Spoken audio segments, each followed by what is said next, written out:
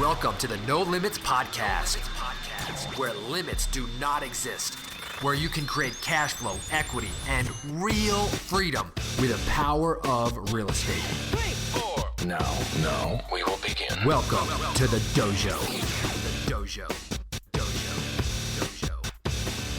You can't catch fish with your line out of the water. That's the topic of today's show, and I can't wait to talk about two monster deals that we got from this very saying. So before I jump in today's show, I want to remind you, if you have not been to our website, nolimitsrealestateinvesting.com, there is the No Limits Wholesaling Map, the Massive Action Plan. And this is a step-by-step process to get you from your first deal all the way over to a 7-figure real estate investing business that has a team and operates without you. So go to nolimitsrealestateinvesting.com and download the wholesaling map. Also, if you've been enjoying the content and you have not shared this with 3 or more of your friends or colleagues or teammates, please copy and paste the link to the show wherever you consume the content and text it, email, or share this content. We would greatly appreciate it. By the way, I do see your reviews on iTunes. Love to see them. And when you do, again, it really helps the show. And I really, really appreciate that. So keep leaving those reviews on iTunes if that's where you're consuming the content.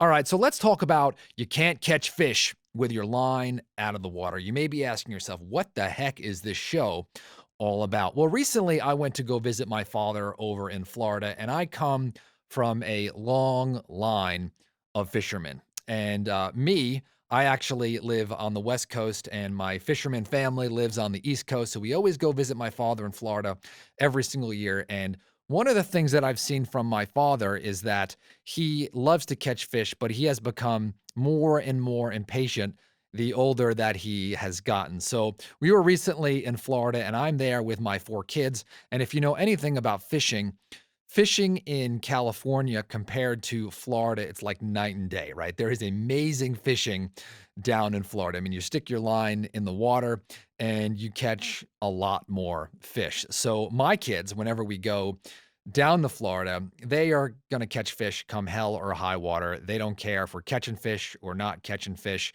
They just want to fish.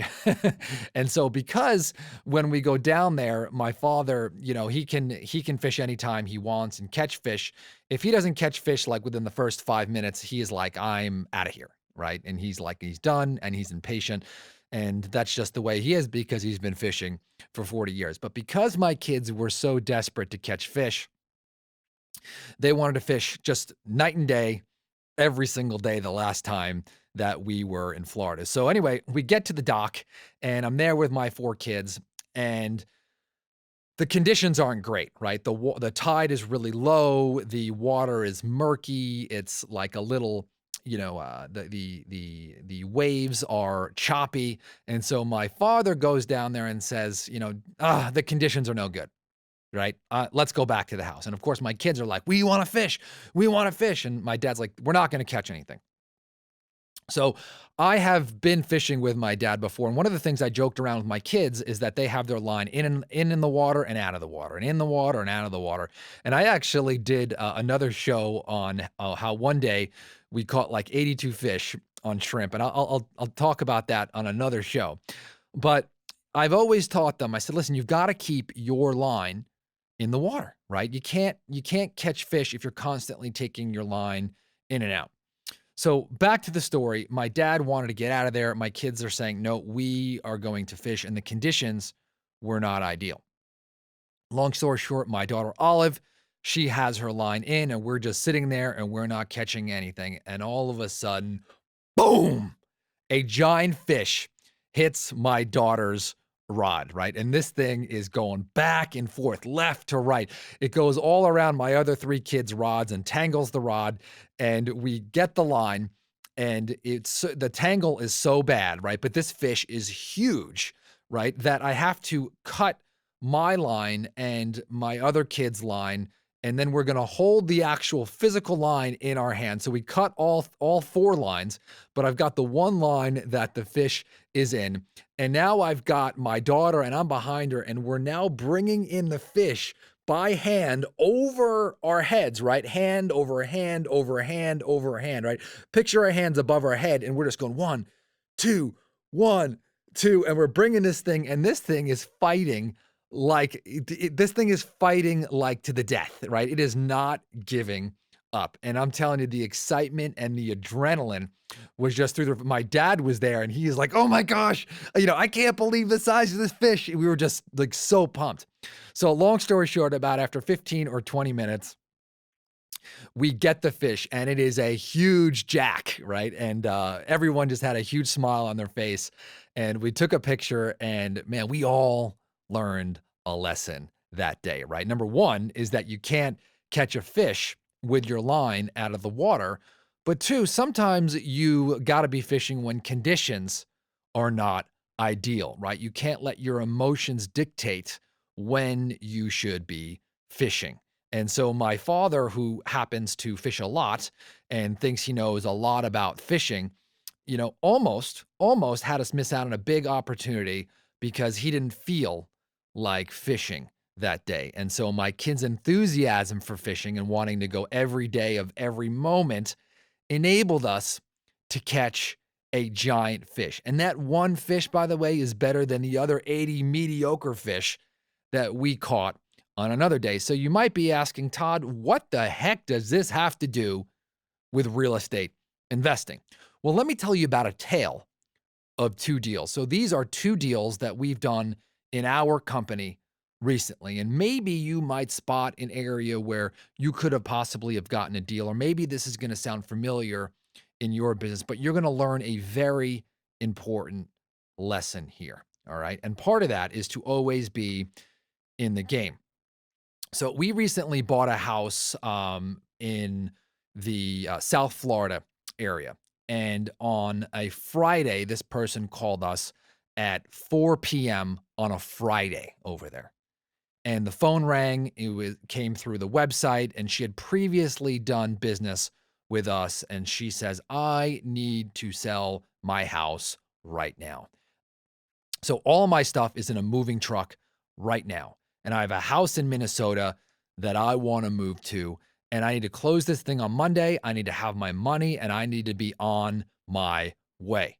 Now, needless to say that it was 4 o'clock on a Friday afternoon. So most people are going to be done for the day, right? Most people are going to say there's no way that we're going to get this deal on Monday. Maybe they would have taken the day off. All right. But because we had our line in the water, we were ready to go. This was a total laydown. And by the way, laydowns are phenomenal, right? This is where someone who wants to do business today, you don't have to do any, nurturing or following up, but they are just ready to go. By the way, you can't run a business off a laydown, but the point of this is the jack, right? This is the jack, the fish that is there. It's huge. It's a monster and it's ready to go. And we really, really helped this lady. I mean, she was so happy and grateful and excited and just, she was just over the moon happy. And so we wound up closing that deal and we made, I don't know, 70 something $1,000 and we were pumped, right? Well, let me tell you a tale of another deal. So 5 years ago, we had a seller in San Diego respond off a postcard and they were curious, slightly kind of maybe just a little bit motivated, thinking about selling, but not ready to go. And long story short, over a period of 5 years, we called, we texted, we sent videos, we sent emails, we tried to get commitments. We did everything that we could to nail down this seller, but they just weren't ready. And then one day, the seller said, I am moving out to California and I am going to Idaho and I'm getting a moving truck and I'm going today. Now, there's nothing that we could have done to push this seller into doing business with us, right? They were on their timeline. And the seller had a time to get to know us, to nurture this relationship, to picture doing business with us, to see the consistency that we provided, to look at our reviews online, right? And after 5 years, we were the only option to do business with. Long story short, after 5 years of follow-up, We just closed that deal, and that was $50,000. So all of these deals happen, both of these deals happen because we were always in the game. You can't be in and out of this business because you will lose opportunities. And in this business, opportunities equal 5-figure paychecks. I'm talking big 5-figure paychecks. And you can't be in a position where you're generating leads and you're not following up properly, or this will destroy you. Now, the opposite is also true, right? If you are not in and out and you have a system for following up, you will absolutely dominate your competition because your competition goes to the ocean and says, you know what? I'm not feeling it today. Conditions don't look great today, right? I don't feel like spending or investing a little bit of marketing today because I'm a little nervous, right? And they let their emotions dictate whether they're going to be in or out today, and they miss out on those big opportunities. The next thing I'm going to talk about is a sense of urgency, right? That first deal that we had where the lady called on Friday and we had to close on Monday. If we did not respond to that phone call, we wouldn't have gotten that deal. The follow-up on the duplex that we bought, even though it was a 5-year process, we look over those leads and we say, there's some motivation here. You've got to have intense follow-up. Now, if it's not you, that's okay, but you've got to have a system for that, right? Is it automatic? Do you have some kind of autoresponder with your email or text, or do you have someone calling for you? And if it's not somebody else, it's got to be you, right? But you got to make that commitment to be in the game. Okay. And finally, to piggyback off that last one, is that you've got to build systems, right? If you're not willing to do that, you can't do everything. So set this stuff up to go automatically, or if you're burnout, okay, you're going to have to hire somebody, okay, eventually. So the lesson of today's episode is you can't catch fish with your line out of the water. So bait your hook, put the line in the water, and always be ready for the big one. Now, if you have not been to the site, just a reminder, go to nolimitsrealestateinvesting.com. Download the map, the massive action plan. This is going to give you the step-by-step plan to do your first deal or start to scale out to that 7-figure real estate business. Talk to you on the next episode.